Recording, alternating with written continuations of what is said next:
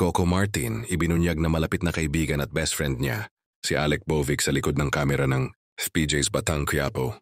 Sa isang panayam kamakailan, ibinunyag ni Coco Martin na isa sa mga taong pinakamalapit sa kanya sa industriya ay si Alec Bovic, na kasalukuyang bahagi ng cast ng FPJ's Batang Quiapo.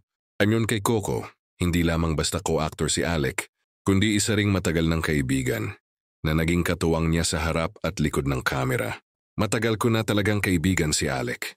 Noon pa man, magkatrabaho na kami sa iba't ibang proyekto, kaya ngayong magkasama kami sa Batang Quiapo, sobrang saya ko kasi parang reunion namin ito, pahayag ni Coco.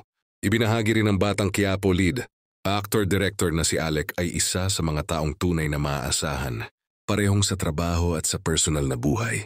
Marami ring netizens ang natuwa sa pagiging bahagi ni Alec Bovic ng Batang Quiapo, na patuloy na namamayagpag bilang isa sa pinaka-pinapanood na teleserye sa bansa. Ikinatuwa rin ng fans na pinasok ni Alec ang karakter na nagbibigay ng bagong kulay at dinamika sa kwento. Sa ngayon, parehong abala sina Coco at Alec sa pagbuo ng mga susunod na eksena ng Batang Quiapo, kung saan inaasahan pa ang mas matitinding kaganapan.